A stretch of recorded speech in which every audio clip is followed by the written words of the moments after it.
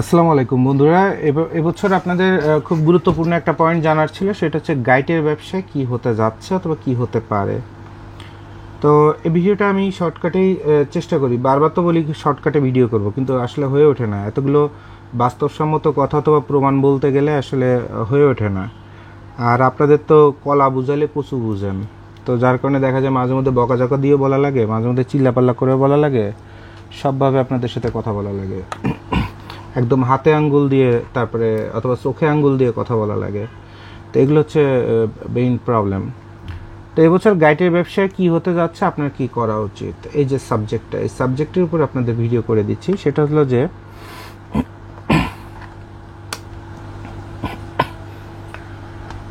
বিষয়টা হলো যে আপনার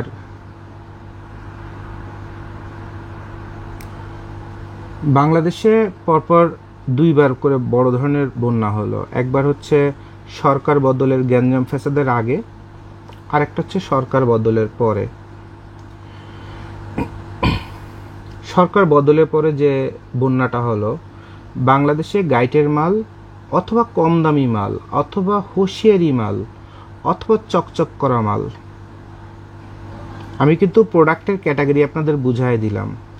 অর্থাৎ ভ্যানের পরে একটু পুঁথি টুথি দেওয়া, কার্টুন দেওয়া, চকচক করে, যার কোনো সেলাই নাই, যার কোনো কোয়ালিটি নাই, জিরো গ্রেডের মাল, এই মালগুলোই বাংলাদেশের সব থেকে বেশি চলে কোন অঞ্চলে? ব্রাহ্মণবাড়িয়া, মানে কুমিল্লার শেষ মাথা থেকে শুরু করে একবার আপনার সিলেটের শেষ পর্যন্ত, সুনামগঞ্জ পর্যন্ত। অর্থাৎ চকরা বকরা মাল। এখানে মানুষের মধ্যবিত্ত অথবা নিম্ন মধ্যবিত্ত অথবা কর্মজীবী মানুষের পরিবারদের রুচি হচ্ছে এরকম।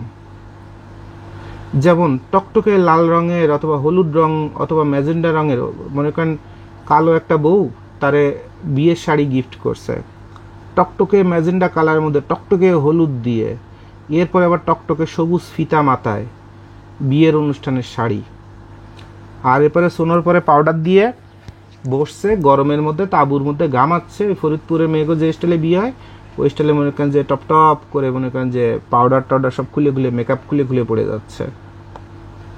তো এই জিনিসগুলো কিন্তু আমরা এই অঞ্চলের মানুষের মধ্যে অ্যাভারেজে দেখি। হ্যাঁ, আপনি বলতে পারেন ভাই আমার অঞ্চলে, ওই অঞ্চলে, আমার বাড়ি অঞ্চলে, বাট আমি তো এরকম না। ডেফিনেটলি প্রতিটা এলাকায় আপনার রুচিশীল আছে, আবার অরুচিশীলও আছে।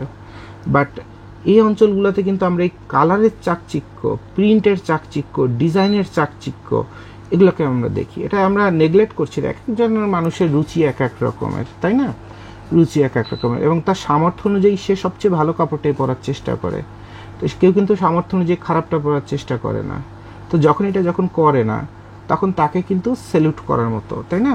কিন্তু বাস্তবে ফ্যাশন জগতের অথবা ভদ্রচিত ফ্যাশন, যেগুলো যেমন গুলশান, বনানী, উত্তরা, ধানমন্ডিতে একটা পরিবারের একটা মহিলা বলেন, একটা কাজের বুয়াও দেখা যায় একটু সফট টাইপের, হালকা কালারের উপরে, সিম্পলি স্মার্ট, এই জিনিসগুলো পছন্দ করে। হ্যাঁ, আবার এটা অনেক বেশি আপনি পাবেন রাজশাহীতে, সিম্পলি স্মার্ট পছন্দ করে। তারপরে আরও একটা জায়গাতে পাবেন, সেটা হচ্ছে আপনার সিম্পলি স্মার্ট, এটা আপনার পছন্দ করে আপনার ইয়ের দিকে, এই চট্টগ্রামের অল্প কিছু জায়গায়, ছেলেদের ক্ষেত্রে স্পেশালি ছেলেরা সিম্পলি স্মার্টটা পছন্দ করে, খুব চাকচিক্য কালার পছন্দ করে না। কিন্তু চট্টগ্রামের মেয়েরা আবার চকরা বকরা পছন্দ করে অনেক বেশি। এবং এই যে পার্সেন্টেজটা, এটা 70 থেকে 80% বলেই আমরা কথাগুলো উল্লেখ করতেছি। হ্যাঁ, এটা কিন্তু ব্যক্তিগতভাবে আপনার ব্যক্তিগতভাবে নিজেকে আনস্মার্ট মনে করার দরকার নেই, অথবা জুবেদ ভাই আপনাকে ছোট করলো, এটাও চিন্তা করার দরকার নেই। গণদরে যেখানে অর্ধেকের বেশি মানুষ যে কাজগুলো করে, সেগুলোকে আমরা কমনলি বলি। তো দেখেন, এই যে চকচকে ঝকঝকে মালটাল, এগুলো জন্ম হয় কোথা থেকে? হুঁশিয়ারি থেকে। নারায়ণগঞ্জ আছে, কোনাবাড়ি আছে, মিরপুরে কিছু লোকাল কারখানা আছে, তারপরে আপনার সদরঘাটে তো অভাব নাই লোকাল কারখানার, কেরানীগঞ্জে অভাব নাই লোকাল কারখানার। তো এইসব জায়গা দিয়ে বাংলা মাল তৈরি হয়ে হয়ে যাচ্ছে এইসব অঞ্চলে। যেমন কিশোরগঞ্জে একটা শোরুমে ঈদের, মানে ওখানে হাতে গোনা বড় যদি 2-3টা শোরুম থাকে, যারা লেফট ওভার মিক্সড নন ব্র্যান্ড শোরুম, সেই শোরুমের একদম প্রথম যে জিন্সের প্যান্টটা, সেই জিন্সের প্যান্টটা কিশোরগঞ্জের ভিডিওতে আপনাদের দেখা দিচ্ছি, 1200 টাকায় বিক্রি করছে একটা পা মোছা ভ্যানের কাপড়। হ্যাঁ, যেটার কোয়ালিটি শব্দটার কিও ধারে কাছে কোথাও কিছু নাই। তো এগুলো কিন্তু বাস্তব। সিলেটে আরও যত যাবেন, তত সিলেটের মার্কেটে গেলে আপনার যদি কোয়ালিটি জানা থাকে, তাহলে সিলেটের মার্কেটে যে এক একটা প্রোডাক্ট ধরবেন আর স্টক করে করে মরে যাবেন। আর তার দাম, কেনা দামও যত, বেচা দামও তত। মানে একটা হুলস্থুল একটা থার্ড ক্লাস অবস্থা সিলেটের গণদরে যে মার্কেটগুলা। তো এই কথাগুলো আবার এরকম গণদরে খারাপ অবস্থা দেখবেন এই কুমিল্লা রোডের থেকে একদম কবিরহাট, সোনাইমুড়ি ওইদিকে যত যাবেন, দাগন ভুইয়া, একদম একদম মনে করেন যে বাংলা মাল দিয়ে দিয়ে সব বড় বড় শপিং মলগুলো ভরা। লাস্ট ব্রাহ্মণবাড়িয়াতে শহরে যে আমি যে ভিডিওটা করে দিছিলাম, তাদের সব থেকে বড় এবং নামি দামি এবং দীর্ঘদিনের যে ঐতিহ্যবাহী যে ব্র্যান্ডের শোরুম, সেই শোরুমে যে সব ভ্যানের মাল বিক্রি করে সেটাও যেমন দেখায় দিছি। এবং আমি নিজে ব্রাহ্মণবাড়িয়া শহরটাতে যে একমাত্র একটু মানসিক ধাক্কা খাইছি যে এখানে শোরুম কোনটা। মানে আমি খুঁজতেছি যে এই বড় মার্কেট, বিশাল বড় মার্কেট, এই মার্কেটের মধ্যে কোনটা শোরুম, কোনটা ব্র্যান্ড, আমি কিছু বুঝে উঠতে পারতেছি না। অ্যাকচুয়ালি প্রতিটা দোকানই এত লো গ্রেডের মাল দিয়ে ভরা, তারা বলছে তারা শোরুম, তারা বলছে তারা ব্র্যান্ড, কিন্তু আমি তো যেদিকেই তাকাচ্ছি সবই দেখতেছি এত শালা 2 টাকার মাল। দামি মাল কোন দোকানে আছে? তাহলে ওইটাই বোধহয় ব্র্যান্ডের। তো দামি মালের দোকানই তো একটা খুঁজে পাই না। এবং আমি আমার জীবনের সব থেকে বেশি মানে এই যে পাজল হওয়া, ধাক্কা খাওয়া অথবা কনফিউজড হয়ে যাওয়া, মানে বিব্রত হয়ে যাওয়া হয়েছি কোথায়? একমাত্র হয়েছে আমি ব্রাহ্মণবাড়িয়া শহরে, যে এখানে কোনটা যে ব্র্যান্ড, কোনটা যে নন ব্র্যান্ড, কোনটা যে সুপার শপ, কোনটা যে গোড়ার ডিম, কোনো কিছু বোঝার কোনো কায়দা নেই। সবই বাংলা দিয়ে ভরা। তো এই যে জায়গাগুলো, এখন এই জায়গাগুলোতে অ্যাকচুয়ালি বন্যাগ্রস্ত হয়েছে, এবং এরা কোনটা এক্সপোর্টের মাল, কোনটা বাংলা মাল, কোনটা কি কিছুই বুঝে না। ওখানের অনেক ব্যবসায়ী আমার ভিডিও দেখে আমার কাছে আসে, ভাইয়া একটা স্ট্যান্ডার্ড কোয়ালিটির অথবা এক্সপোর্টের একটা মাল বানায় নিতে চাই। অথবা ওখানে একটা মাল বিক্রি করতে গেলে তারা বলে যে ভাই আমি তো এক্সপোর্টের এ গ্রেডের মাল ছাড়া আমার শোরুমে কোনো মাল রাখি না, তো এই মাল তো ভাই আরও কম দাম। আচ্ছা, আপনি এক্সপোর্টের মাল কোথা থেকে নেন? ঢাকা থেকে নিই। তো ঢাকার কোথা থেকে নেন সেটা আমার দেখার বিষয় না, আপনার এই দোকানের একটা মাল একটু আমাকে দেখান যেটা এক্সপোর্টের। জ্যাকেট একটা দেখাইলো, বা এটা তো কামরাঙ্গীরচরের মাল। তারপরে পাঞ্জাবি একটা দেখাইলো, বা এটাও কামরাঙ্গীরচর। ওটা ছিল আগেরটা ছিল জ্যাকেট ছিল কেরানীগঞ্জ, আর এটা হচ্ছে কামরাঙ্গীরচর। আর এরপরে একটা দেখেন, একটা শার্ট দেখান। আচ্ছা, এই শার্ট এটা তো ওই গুলিস্তানের শার্ট।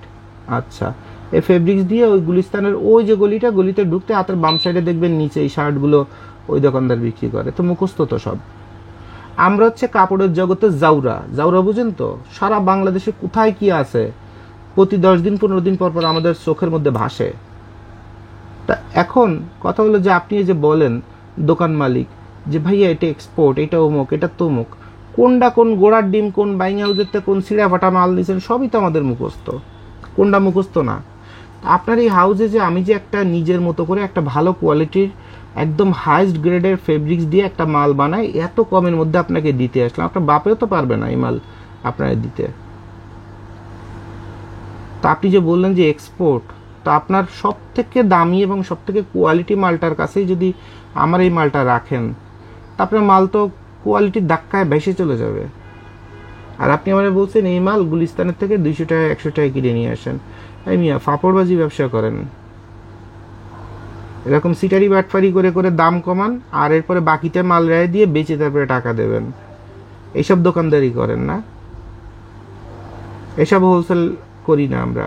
ক্যাশ টাকা দিয়ে মাল নেবেন, কোয়ালিটি মাল দামাদামি করে নেবেন। এই স্টাইলে লাস্টে বাধ্য হয়ে কথা বলা লাগে দোকানদারদের সাথে, কিসের হোলসেল, কিসের গোড়ার ডিম। 100 টাকার বাকিতে মাল দিলেও নাই হয়ে যায়, 1 লাখ টাকা দিলেও নাই হয়ে যায়, ব্যবসায়ীরই খুঁজে পাওয়া যায় না। আর তা পাও তো চাটা লাগে, পারলে সোনারাও চাটা লাগে যে ভাই টাকাটা কখন দিবেন। তো ঘটনাটা কি দেখেন, এই অঞ্চলে মানুষরা যেহেতু কোনটা এক্সপোর্ট কোনটা লোকাল এগুলো কোনো কিছুই বোঝে না, খালি চোখে যদি চকচকে করে অথবা তার কাছে মনে হয় যে আমার এলাকার মানুষ এই কাপড়টা পছন্দ করবে, তাহলে কিন্তু ওইটা এক্সপোর্ট, ওইটাই মনে করেন যে বিশ্বের সবচেয়ে সেরা মাল। এবং এই চাপটা কিন্তু আপনার জামালপুর থেকে শেরপুর নেত্রকোনা হয়ে যে সিলেটের ওইদিকে মিশে গেছে। এদিকে হচ্ছে কুমিল্লা থেকে সিলেটের শেষ মাথা, আর ওইদিকে হচ্ছে জামালপুরের থেকে শেষ মাথা। আবার এই পাশে আবার আছে আপনার গাইবান্ধা থেকে একদম পঞ্চগড়, রাজশাহীর পরের থেকে সেম ঘটনা। আবার ওইদিকে আছে হচ্ছে আপনার ফরিদপুর, ওই মাগুরা, ঝিনাইদহ, যশোর, ঝিনাইদহ, মাগুরা, এটা হয়ে যে লাস্টে টেকেরহাট হয়ে আপনার এই বরিশালের একটু আগ পর্যন্ত এটা আছে আছে। আবার বরিশালের পরে ভোলাটোলা, ওই যে কী কী আছে, পটুয়াখালী, ওদিকেও কিন্তু এই চাপটা আছে, চকচকে মালের চাপ। তো আর কলকাতা, বাংলাদেশের বাইরে যদি যান, কলকাতা, পশ্চিমবঙ্গ, আসাম, এগুলোতে তো বাংলা মালের তো অভাব নাই, চাহিদার অভাব নাই, অসংখ্য পুরো দেশ। এই বাংলাদেশে যা চলে এর থেকে আরও লো কোয়ালিটির মাল ইন্ডিয়াতে চলে, বুঝছেন? তো এটা তো আসলে মানুষের সামর্থ্য অনুযায়ী, তাকে তো দোষ দেওয়া যায় না, এটা আস্তে আস্তে কালচার, ঐতিহ্য। তো এখন যেহেতু এই কাপড়ের বর্ণনাগুলো আপনাকে বলে দিলাম, এটা কিন্তু একটা পাসওয়ার্ড আপনাদের দিয়ে দেওয়ার মতো দিলাম। যারা সারা বাংলাদেশ নিয়ে গবেষণা করেন না অথবা ঘুরে দেখেন নাই, তাদেরকে কিন্তু এই সামান্য 5-10 মিনিটের ভিডিওতেই আমি একটা পাসওয়ার্ড দিয়ে দেওয়ার মতো একটা সূত্র বলে দিলাম যে কোন অঞ্চলের মানুষ কি পছন্দ করে। এখন যে অঞ্চলের মানুষ যেটা পছন্দ করে ওই অঞ্চলের গাইড আপনাকে বিক্রি করতে হবে। আর এই বছর গাইডের মাল সাধারণ মানুষের, বড় বড় ব্যবসায়ী পথের ফকির হয়ে গেছে। গাজী গ্রুপ, 1000 কোটি টাকার গ্রুপ, দেখেন পথের ভিখারি। বেক্সিমকো, সালমান এফ রহমান, দেখেন পথের ভিখারি। তা ওনাদের মতো হাজার হাজার কোটি টাকার, বিলিয়ন ডলারের মালিক যদি পথের ভিখারি হয়, তো আমরা কোথায় আছি, আমাদের মতো ছোট ব্যবসায়ী? আর তাহলে সাধারণ যারা খেটে খাওয়া মানুষ, তাদের জীবনে কত কষ্ট নামছে এই সরকার পতন প্লাস এই পরিবেশগত এই ঘটনায়। তো এখন কিন্তু মানুষের ক্রয় ক্ষমতা একদম কম। আর সারা বিশ্বে কাপড় সবচেয়ে বেশি বিক্রি হয় শীতকালে। ওই ঈদ পূজায় তেমন বিক্রি হয় না। ঈদ পূজা হচ্ছে ভাওতাবাজি করে কিছু টাকা একটু বেশি কামাই করে, কিন্তু বেসিক সেলের পরিমাণটা বাড়ে কিন্তু আপনার শীতকালে সারা বিশ্বে। এবং কাপড়ের জগতের অথবা ফ্যাশন জগতের সবচেয়ে বড় ব্যবসা হচ্ছে আপনার কী কালে? শীতকালে। তাহলে শীতের সময় কিন্তু যেমন অনেক মানুষের অনেক কাপড় চোপড় আপনার নষ্ট হয়েছে, বাড়িঘর, গরু, ছাগল, শস্য ক্ষেত, কত কিছু ধ্বংস হয়ে গেছে না? তো এত কিছু যখন ধ্বংস হয়ে গিয়েছে, তাহলে মানুষের ক্রয় ক্ষমতাও কমে গেছে, সাধ্য ক্ষমতার নিচে চলে গেছে না? তাহলে মানুষকে দামি কাপড় কিনবে এই মুহূর্তে বাংলাদেশে? হয়তোবা তাদের দামি কাপড় কেনার অভ্যাস, শখ অথবা সামর্থ্য, এটা হয়তোবা 6 মাস পরে পরিশ্রম করে অথবা 1 বছর পরে পরিশ্রম করে আবার যদি ব্যবসা বাণিজ্য অথবা ফসলের ক্ষেত এগুলো যদি আবার একটু তারা উন্নতি করতে পারে, আর পরবর্তী বছরে যদি এরকম ঝড় তুফান না আসে, বিপদ না আসে, তাহলে হয়তো সে পরের বছর যে শখ মতো একটা ভালো কাপড় কিনতে পারবে। বাট এই বছর কিন্তু তার পক্ষে এটা সম্ভব হবে না। এই বছর তাদের জন্য এটা সম্ভব হবে না। তাহলে যদি সম্ভবই যদি না হয়, তাহলে তারা এই শীত, ঠান্ডা, ঘরের মধ্যে কাপড় জোপড় যা ছিল, বিছানা চাদরতে শুরু করে সবই তো পচে গলে শেষ হয়ে গেছে এই লং টাইম বন্যায়। তাহলে তারা অ্যাকচুয়ালি কিভাবে বেঁচে থাকবে? তাদের শীতটা কিভাবে নিবারণ করবে? এবং এবছর আশাও করা যাচ্ছে যে একটু বড় ধরনের অথবা বেশি শীত আসতে পারে, যেটা গত বছর আমার এক্সপেকটেশন ছিল যে এবার বোধহয় শীত কম পড়বে। বাট অলরেডি 3-4 দিন হয়ে গেল আমি ফ্যাক্টরি অথবা বিভিন্ন কাজ করে বাইরে দৌড়াদৌড়ি করে দেখা যায় এটা 2টা-3টা বাজতেছে আমার বাসায় আসতে। হয়তো আমার চোখে মুখে আপনারা দেখতে পাচ্ছেন বড় একটা টায়ার্ডনেস, এবং রোদে গরমে পুড়তে এমনি কালো মানুষ, তারপর চেহারার দিকে তাকানো যাচ্ছে না। আমার নিজেরই ক্যামেরাতে আসতে আনইজি লাগতেছে এবং শরীর হিউজ টায়ার্ড। মনে হচ্ছে আমি 2 দিন যদি হসপিটাল থেকে একটু স্যালাইন দিতে পারতাম, তাহলে হয়তো আবার একটু সোজায় দাঁড়াইতে পারতাম। তো এমনি একটা মেন্টাল টর্চার, ব্যবসা বাণিজ্য, দেনা পাওনা, তার মধ্যে পরিশ্রম, তা আসলে শারীরিকভাবে অনেকটা হয়ে গেছি। প্রচুর ব্রেনে ব্যথা আসতেছে, মাথায় ব্যথা আসতেছে। তো আমাদের মতো মানুষই বেঁচে থাকার জন্য এত ছটফট করছে, এত পাগল হয়ে যাচ্ছে। তাহলে এই সাধারণ মানুষগুলো আসলে কত অভাবে আছে। তাহলে এই বছর শীতে যেহেতু তারা ঘরে কাপড় চোপড় ভালো নাই, কিছু দানের কাপড় যাচ্ছে, কিন্তু দানের কাপড় কিন্তু এমনি সেটার অবস্থা খারাপ থাকে, ওই যে ব্যবহৃত। আর আমাদের দেশে যারা দান করতেছে, এরা এমনভাবে দান করে, এই দানের মধ্যেও কিছু কিছু দান দেখলে খুব ঘৃণা লাগে যে এত থার্ড ক্লাস কাপড় একজন মানুষকে দান করে কিভাবে? মানুষ বিপদে পড়ছে। আপনি যদি দান করার ইচ্ছাই থাকে, আপনার ঘরের নতুন অথবা 2-1 দিনও যদি ব্যবহার করে থাকেন, সেই কাপড় দেন। কিন্তু এমন একটা কাপড় দেন দানের কাপড় সংগ্রহ করতে দেখা গেল যে একটা প্যাকেটের মধ্যে মহিলারা পেন্টি দিছে, সে পেন্টিতে বোধহয় কয়বার যে পিরিয়ড হয়েছে আর কয়বার যে রং লেগে দাগ লেগে রক্ত লেগে কালো দাগ হয়ে আছে, মানে ঘেন্নায় তাকানো যাচ্ছে না। আর মনের মধ্যে মনে হচ্ছে যে এই কাপড়টা কার, কোন মহিলা দান করছে, গরিব মানুষকে অথবা বিপদে পড়া মানুষকে।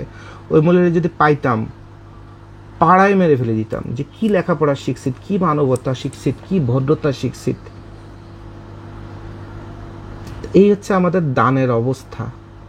ভালো দান যে কেউ করতেছে না তাও না, কিন্তু আমাদের এখানে 30% এরকম আপনার আছে খুব লো ক্লাসের দান, যে দানটা খালি সেলফি তুলে অনলাইনে দেওয়ার জন্য।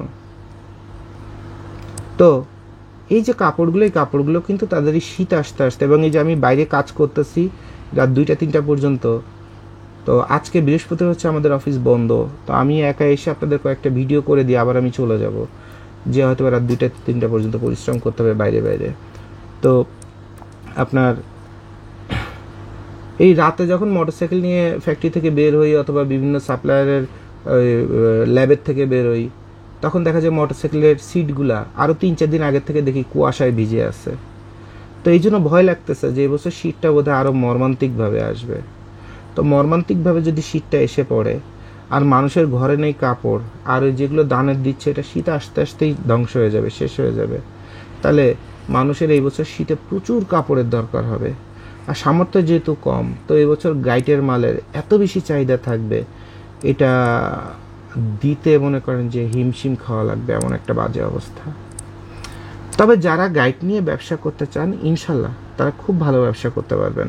এবং যাদের শোরুমে ওই রাতের অন্ধকারে গাইটের মাল ফিনিশিং করে এনে শোরুমে, যমুনা ফিউচার পার্কে যেমন কয়েকজন আছেন শোরুম ভরা গাইটের মাল দিয়ে, তারপরে বসুন্ধরাতে আছেন, উত্তরা নর্থ টাওয়ারে আছে, কে কোথায় আছেন সব আমার মুখস্থ, বলার দরকার নেই, আর আমিও নাম উচ্চারণ করতে চাই না। তো ওই দেখা যায় 36 টাকা একটা কাপড় কিনে 2200 টাকায় বিক্রি করে শোরুম বাঁচান, আলহামদুলিল্লাহ করতে থাকেন। বাট এবছর গাইটের হিউজ একটা ডিমান্ড আসবে, হিউজ একটা চাহিদা, মানে মাল বেচে শেষ করতে পারবেন না। তো এরপরে গাইড নিয়ে যাদের আরও আলোচনা করার আছে, আরও জানার আছে, আমার তো অসংখ্য ভিডিওতে কোথায় কত রকমের দুর্নীতি হয় সবই শেখায় দিই, কোনটা ভালো হবে, কোনটা মন্দ হবে, কোনটায় ঠকবেন, কোনটা জিতবেন, সবই শেখায় দিই। তো যদি আপনাদের এরকম গাইটের মালের চাহিদা থাকে এবং আপনারা আস্থা করেন আমার উপরে, তো আমরা বলবো যে এখন আপনারা প্রচুর পরিমাণ গাইটের মাল রিজার্ভ করে ফেলেন এবং এগুলো দিয়ে আপনারা ব্যবসা শুরু করে দেন। এটা প্রচুর ডিমান্ড, আর 1 মাস পরের থেকে মাল দিয়ে শেষ করতে পারবেন না। সারা বাংলাদেশের মানুষ 1-1.5 মাস পরে যে ঠান্ডাটা আসা শুরু করছে, এবং এভাবে যদি আসে ঢাকা শহর, চট্টগ্রাম শহর অথবা ওই পটুয়াখালীতে একটু গরমটা বেশি থাকে, ঠান্ডাটা কম ধরা পড়ে, কিন্তু এ বাদে সারা বাংলাদেশ কিন্তু প্রচুর ঠান্ডা পড়ে। এখানে বসে আপনারা যাচাই বাছাই করতে পারবেন না যে বাংলাদেশের মানুষ শীতে কত কষ্ট করে।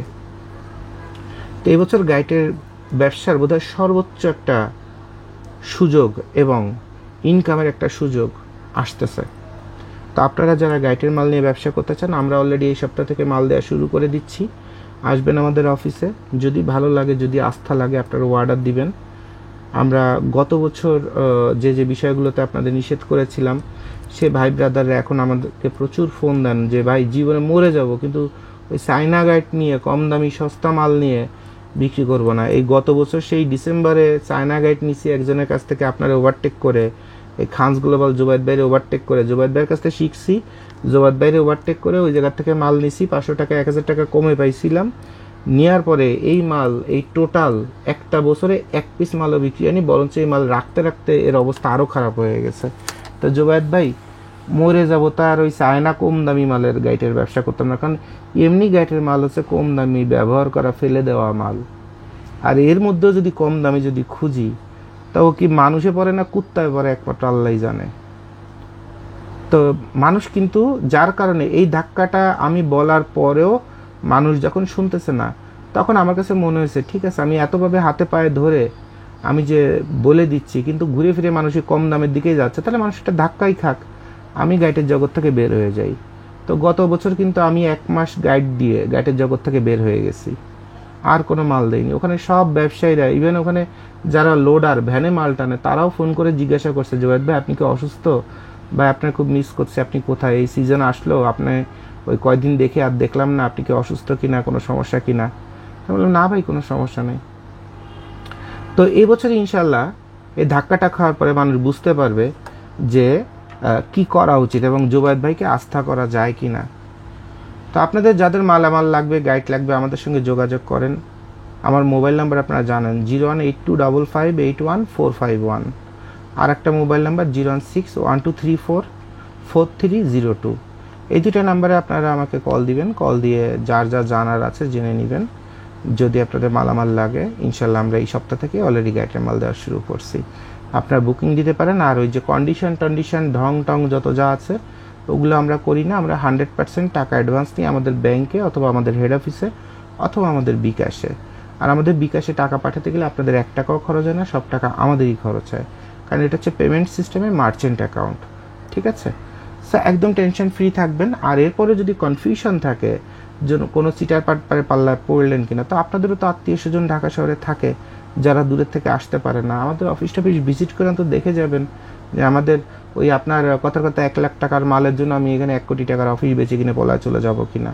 তারপরে সেন্স থাকলে সেখান থেকে বুঝতে পারবেন। ঠিক আছে, তো সবাইকে শুভকামনা। এবছর গাইড দেওয়া আমরা এই সপ্তাহ থেকে শুরু করতেছি। আপনারা আমাদের জন্য দোয়া করবেন, আমরা আপনাদের জন্য দোয়া করি। আর আমি একটা কথা বলি, আমার হাত দিয়ে যে মালটা বেরোবে সেটা আপনাকে ব্যবসা দেবে। যদি কিনা আপনি ব্যবসায়ী হন এবং সেলের যোগ্যতা থাকে, ব্যবসায় কমন সেন্স থাকে, টেকনিক জানা থাকে, আমার ভিডিওগুলো মন দিয়ে দেখেন, আপনার ব্যবসা হবেই ইনশাল্লাহ। জুবায়েদ ভাইয়ের হাত দিয়ে যে মালটা বেরোয় সে মালটা ব্যবসা দেয়। আপনার স্বীকার করেন আর না করেন আমার কোনো সমস্যা নেই, বাট ওই মাল দেওয়ার সময় আমি টের পাই যে মালটাতে ব্যবসা হবেই। আর ওভাবেই আমি বেছে বেছে আপনাদের মাল দিই। তো সবাইকে ধন্যবাদ। আসসালামু আলাইকুম।